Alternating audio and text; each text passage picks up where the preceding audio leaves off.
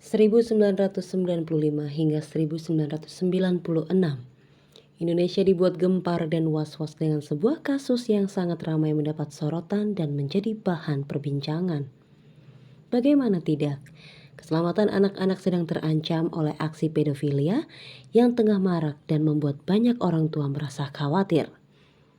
Si robot gedek alias Siswanto menyasar kalangan anak-anak di bawah umur, menjadikan mereka budak pemuas nafsu bejatnya.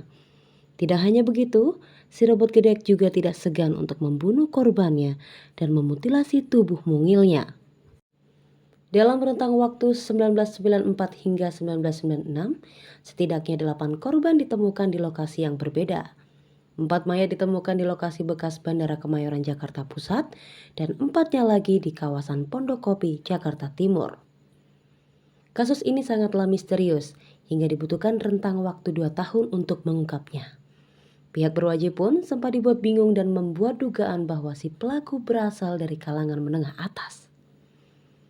Si pembunuh menjemput korbannya dengan mobil mewah, menyekap lalu melecehkannya, setelah bosan baru dibunuh lalu dibuang di suatu tempat. Begitulah dugaan sementara para polisi. Tetapi setelah dilakukan penyelidikan secara menyeluruh, polisi menyadari bahwa korban dan pelaku jelas sudah saling mengenal. Dan pastinya dari kalangan yang sama, menilai dari para korban yang merupakan anak jalanan. Dan keyakinan itu diperkuat oleh penemuan korban yang ke-8, Kasikin. Polisi akhirnya menangkapi beberapa orang yang diduga adalah pelaku pedofilia anak-anak jalanan. Salah satunya adalah Babe atau Baikuni yang merupakan pemulung. Dari keterangan Babe, sebelum Kasikin ditemukan meninggal, ia bertemu Kasikin yang sedang bersama si robot gedek. Polisi lantas segera mendatangi gubuk si robot gedek yang berada di kawasan Senen. Tapi ternyata ia tidak ada di tempat dan sedang pulang ke kampung halamannya yang berada di desa Katendan Batang, Jawa Tengah. Setelah beberapa hari melakukan penyisiran, polisi pun akhirnya menemukan si robot gedek yang sedang mengemis di stasiun kereta api Tegal pada 27 Juli 1996. Awalnya polisi sedikit tidak yakin melihat perawakan dari si robot gedek. Mempunyai postur tubuh pendek, kurus dan sedikit bungkuk.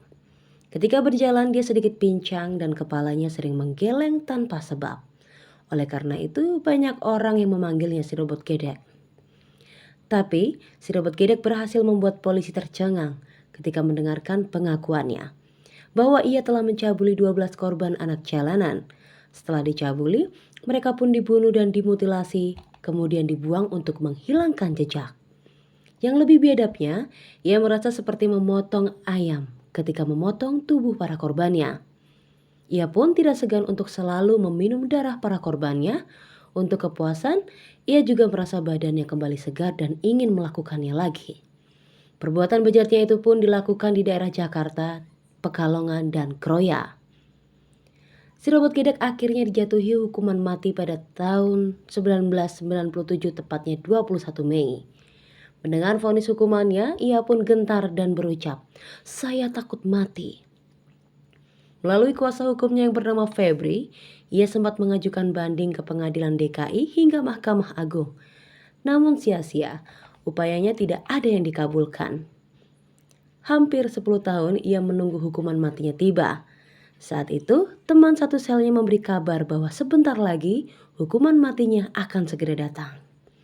Terkaget dengan kabar itu, tiba-tiba si robot gedek terkena serangan jantung pada 25 Maret 2007.